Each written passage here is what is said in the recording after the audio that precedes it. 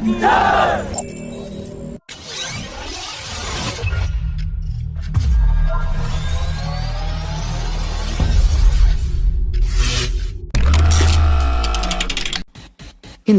Aeronautics is showcasing its lift trainer at the Defence Services Asia Exhibition and Conference in Malaysia, that is also competing in the Royal Malaysian Air Force tender for the procurement of 36 light combat aircraft in 2 phases.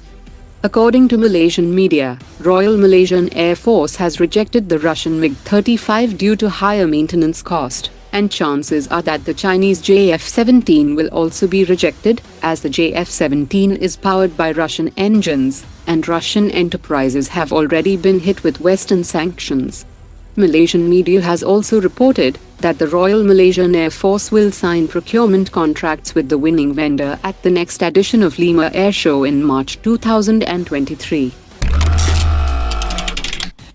The Defence Ministry has made key changes to accelerate private sector-led military design and development projects. That includes reducing the 15-member negotiating committee to just 5 members, and now the user-assisted trial will be the final trial of the product, instead of the existing user-assisted developmental trials and user acceptance trials.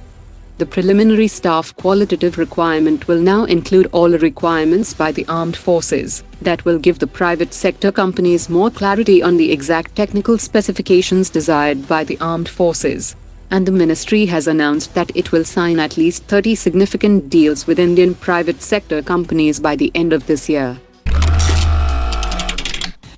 Taking a major step towards effective management of fuel logistics for its convoys on the move, the Air Force has collaborated with Indian Oil Corporation Limited and has introduced a fleet card fuel on the move for its varied fleet of vehicles.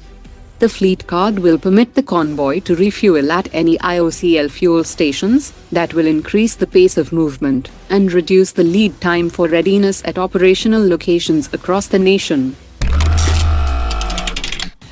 The J&K Police has awarded a contract to Zen Technologies for supplying an unspecified number of Zen Shoot Edge, which is an advanced corner shot weapon system developed by Zen Technologies with transfer of technology from the DRDO. It can accommodate a 9mm pistol and 40mm grenade launcher.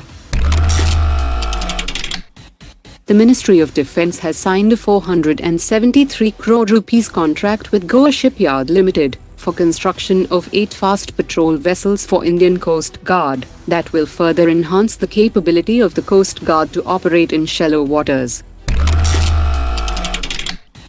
The Ministry of Defence is all set to issue request for proposal for the procurement of 4x4 vehicles with soft top. That will replace the over 35,000 gypsy vehicles in the Indian Army in a phased manner. A trial would take place to select the suitable vehicle. That will be followed with the first purchase of 4,964 units that was cleared by the Defence Acquisition Council last week, and more units will be ordered in a phased manner. The Indian Army has inducted more additional units of the Sako .338 TRG-42 sniper rifles from Finland for soldiers deployed along the line of control that have a better range firepower and telescopic sights than those possessed by the adversary. It weighs 6.55 kilograms without ammunition and has an effective range of 1,500 meters.